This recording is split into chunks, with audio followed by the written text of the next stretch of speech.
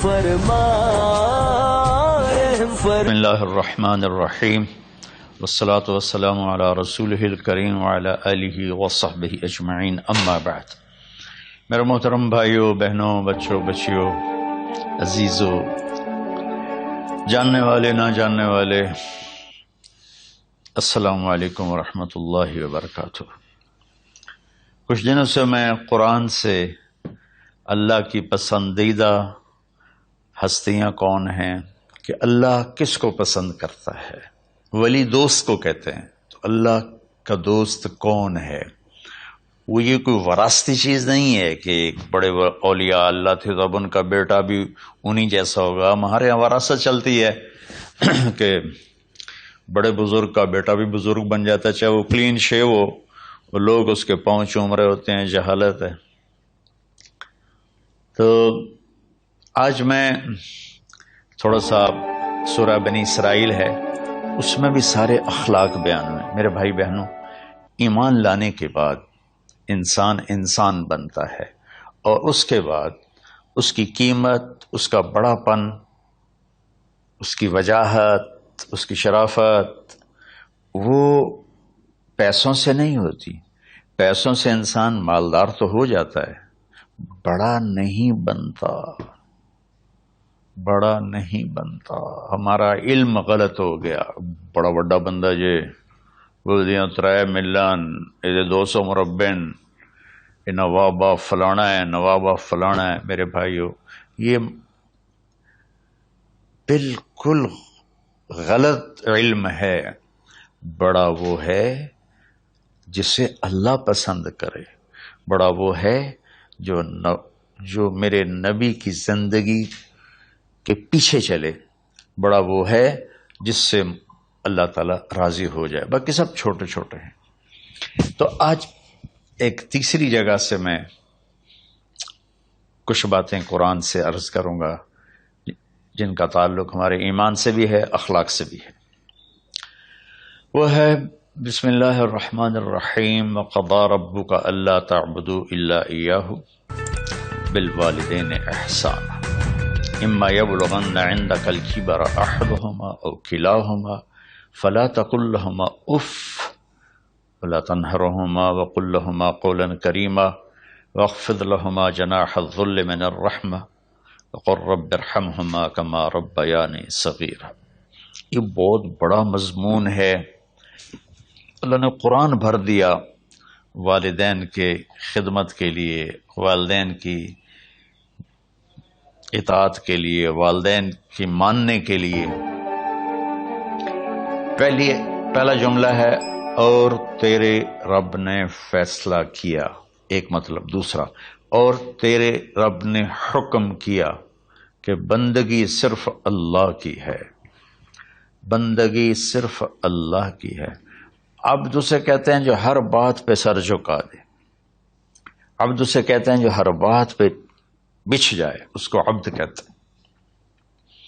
تو اللہ کہہ رہا ہے میرے بندو، میرا ایک فیصلہ ہے اور میرا ایک حکم ہے، میرے سوا نہ تمہارا ہاتھ کسی کے آگے پھیلے، نہ تمہاری گردن کسی کے آگے جھکے. ایک دوسرے سے مدد لینا، اس کو ایک دوسرے کی تعاونوں میں آ جاتا. تعاونوا علی البر والتقوی، ایک دوسرے کا ساتھ دو، ایک دوسرے کی مدد کرو. میرے نبی قرضہ اٹھاتے تھے. میرے نبی جب انتقال ہوا تو آپ کی زرہ 9 وسق پر، وسق 5 من کا ہوتا ہے، تو وہ جو کے بدلے آپ نے زرہ رکھوائی تھی کہ جب میں تمہیں ادا کروں گا زرہ لے لوں گا، اور آپ کا انتقال ہو گیا، آپ زرہ اپنی واپس نہیں لے سکے. وہ چیزیں جن کا تعلق صرف اللہ کی ذات سے ہے اور کوئی نہیں کر سکتا، اس میں صرف اللہ کے آگے ہاتھ پھیلا. جسے ہم کہتے ہیں مدد، نصرت. اللہ کہتا میں ہوں. الا ان نصر اللہ قریب، سنو میری مدد تمہارے قریب ہے. تو اللہ تعبدوا الا ایاہ، بس ایک چھوٹا سا جملہ اللہ نے یہاں کیا، چونکہ یہاں اللہ نے والدین اور اخلاق بتانے تھے تو اپنے لیے صرف ایک جملہ بولا، باقی باتیں بھی اللہ کے لیے ہیں، لیکن اللہ نے میری بندگی، اس بندگی سے مراد 5 وقت کی نماز نہیں ہے، حج، روزہ، زکوٰۃ نہیں ہے اس کی مراد، یہ ساری باتیں داخل ہیں، اور اس کے ساتھ 24 گھنٹے کی زندگی اللہ کی مرضی پر گزارو، نفع آئے تو شکر ادا کرو، نقصان ہو تو صبر کرو، برداشت کرو، پھر بھی شکر ادا کرو، کہ میرا رب یہ کہہ رہا ہے کہ میں نے صرف اللہ سے تعلق جوڑنا ہے۔ اللہ کے نبی نے اپنے چچا زاد بھائی عبداللہ بن عباس سے فرمایا کہ یا غلام، اے نوجوان، اوصیک بکلمات فاحفظہ، میں تمہیں چند باتوں کی وصیت کرتا ہوں، کیا؟ احفظ اللہ، احفظ اللہ یحفظک اللہ، یحفظک اللہ، اللہ کے اوامر کی حفاظت کر، اللہ تیری حفاظت کرے گا۔ احفظ اللہ تجدہ تجاہک، تو اللہ کے اوامر، اسلام، حلال حرام کی پہچان کر کے زندگی گزار تو اللہ کو ہر وقت تو اپنی مدد کے لیے تیار پائے گا۔ اور لمبی حدیث ہے، عشاء کی نماز کا وقت ہو رہا ہے، اس میں وہ جملہ جو اس میرے مضمون سے متعلق ہے، وَإِذَا سَأَلْتَ فَاسْأَلِ اللَّهِ، جب بھی مانگو اللہ سے مانگو، جب بھی مانگو اللہ سے مانگو، اللہ کے سوا کوئی دینے والا نہیں ہے، صرف اللہ ہے دینے کے لیے۔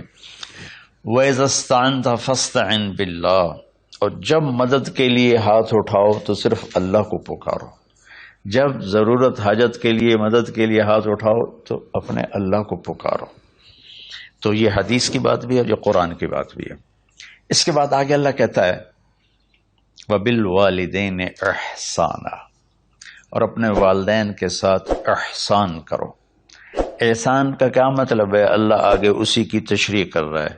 ویسے احسان کا مطلب عربی میں ہوتا ہے، یہ جو ہمارا اردو کا احسان ہے، میں تیرے تو احسان کیتا ہے تو ہوں میں مالک کی کر رہے ہیں، یہ بھی مطلب ہے، لیکن احسان کا اصل مطلب ہوتا ہے، احسان حسن سے ہے، حسن، حسن سے الف، 2 الف ملے اور احسان بن گیا۔ احسان کا مطلب ہوتا ہے کسی بھی کام کو جو دنیا کا ہے، دین کا ہے، اسے انتہائی خوبصورت طریقے سے کرنا۔ جیسے کسی دلہن کا میک اپ ہوتا ہے نا، تو 5-6 گھنٹے 4 گھنٹے کے بعد وہ کہتی ہے، جو ہوتی ہے اس کا میک اپ کرنے والی، کہ جی بس یہ مکمل ہو گیا ہے اور اب اس سے آگے نہیں ہے۔ تو آخری انتہا، اچھائی کی آخری انتہا پر پہنچ کے کام کرنے کو احسان کہتے ہیں۔ تو میرا اللہ کہہ رہا ہے میرے بندو، اپنے والدین کے ساتھ وہ کرو کہ جو بھلائی کی، خدمت کی، ماننے کی آخری حد ہے۔ سبحان اللہ۔ وبالوالدین احسان، بالوالدین پہلے ہے، احسان بعد میں ہے۔ اللہ تعالیٰ نے باقی سب کو پیچھے کر کے فرمایا کہ دیکھو خاص طور پہ ماں باپ کے ساتھ وہ رویہ کرو کہ ان کے دل سے دعائیں نکلیں۔ چند دن پہلے ایک والد یوں ہاتھ اٹھا کے کہہ رہا تھا اپنے بیٹے، اکلوتا بیٹا، میں منگنا اللہ کو لو، اللہ تینوں چاہ لگے۔ باپ بیٹے کے لیے یہ دعا مانگ رہا تھا اور بیٹا اکیلا ہے، یہ بد دعا باپ کر رہا تھا۔ تو بھائیو ایسی اولاد نہ بنو جس ماں نے پیٹ میں 9 مہینے اٹھایا، پھر جننے کی تکلیف برداشت کی۔ ایک شخص آیا حضرت عبید بن عمیر کے پاس کہ حضرت میں نے ماں کو اپنے کندھے پہ بٹھا کے پیدل حج کرایا ہے، مینا لے گیا، عرفات لے گیا، مزدلفہ، پھر مینا، پھر مکہ، تو کیا میں نے ماں کا حق ادا کر دیا؟ میں نے فرمایا ولا طلقۃ واحدہ، بیٹا ابھی ایک طلقہ کا حق بھی ادا نہیں ہو۔ طلقہ کسے کہتے ہیں؟ جب بچہ پیدا ہونے کا وقت آتا ہے تو ماں کو دردوں کی لہریں اٹھتی ہیں، وہ اتنی خوفناک ہوتی ہیں کہ ماں چیخ چیخ کے رہ جاتی ہے، اور بعض اوقات ڈلیوری لیٹ ہو جاتی ہے تو وہ تڑپتی ہے، روتی ہے. وہ جو لہریں ہیں نا پیٹ میں آتی ہیں جاتی ہیں، آتی ہیں جاتی ہیں، ایک لہر جو درد کی اٹھتی ہے اس کو کہتے ہیں طلقہ. میں قربان جاؤں، انہوں نے فرمایا بیٹا ابھی تیری ماں نے جو تجھے جنا تھا اس وقت جو تجھے درد، تیری ماں نے درد کی لہریں برداشت کی تھی، اس میں سے ایک لہر کا بھی حق ادا نہیں ہوا. یعنی کہ حق ادا ہو ہی نہیں سکتا. یہ مطلب کہ حق ادا ہو ہی نہیں سکتا کہ بیٹا ابھی ایک کا بھی نہیں. پھر حضرت عبداللہ بن عمر سے ایک شخص نے پوچھا کہ اچھا یہ جو آدمی تھا یہ خراسان، یہ ایران میں ہے اور افغانستان میں، یہاں سے ماں کو پیدل کندھے پہ بٹھا کے مکے پہنچا تھا، اندازہ لگا اس نے کتنی مشقت اٹھائی. اور عبید اللہ بن عمیر کہتے ہیں بیٹا ابھی ایک لہر کا حق ادا نہیں ہوا. یہی سوال حضرت عبداللہ بن عمر سے کیا ایک شخص نے کہ حضرت میں نے اپنی ماں کو حج کرایا ہے، سارا میں نے پیدل کرایا ہے اور کندھے پہ اٹھا کے کرایا ہے، تو کیا میں نے ماں کا حق ادا کر دیا؟ ولا ظفرۃ واحدہ ولا ظفرۃ واحدہ. کہ بیٹا تیری ماں نے تجھے پالتے ہوئے جو تھک تھک کے لمبے لمبے سانس لیے، ہوکے بھرے، ابھی ایک ہوکے کا حق بھی ادا نہیں ہوا. یعنی حق ادا ہو ہی نہیں سکتا. تو احسان کے آگے تشریح آ رہی ہے. تو آج میں صرف اتنی بات کروں گا کہ میرے بھائیوں، میری بہنوں، میرے بچوں، میری بچیوں، اللہ کے واسطے ماں باپ کو دکھ نہ دینا ورنہ اللہ بھی ناراض ہو جائے گا. چند دن پہلے ایک بچہ بچی میرے پاس آئے، دونوں میڈیکل سٹوڈنٹ تھے، کہیں گے ہم شادی کرنا چاہتے ہیں. تو بچی نے کہا جی میرے والدین ناراض ہیں، وہ نہیں، اس رشتے پر راضی نہیں ہیں. تو میرے باپ کہتے ہیں اگر تو نے یہاں رشتہ کیا تو تیری میری ایک درمیان ایک خط آئے، کھچ جائے گا خلیج، ہم اس پار نہیں آئیں گے تو اس پار نہیں آئے گی. میں نے کہا بیٹی جس ماں نے تجھے 9 مہینے پیٹ میں پالا، 2 سال تجھے دودھ پلایا، تیری پوٹیاں پیشاب صاف کیا، تجھے پیمپر باندھے، تجھے اٹھ کے راتوں کو اپنی چھاتی سے دودھ پلایا، کیا اب اس کا اتنا بھی حق نہیں کہ تم اس کی رائے کا احترام کرو؟ اتنا بھی حق نہیں ہے؟ تو میں نے کہا بیٹا میری کوئی رائے نہیں ہے، تو اگر تیرے ماں باپ راضی ہیں تو بسم اللہ ضرور کر، اگر راضی نہیں ہے تو دیکھو موت تک تجھے ماں باپ کی دعا نہیں ملے گی، اور ماں باپ کی دعا نہ ملی تو کچھ بھی نہیں ملے گا.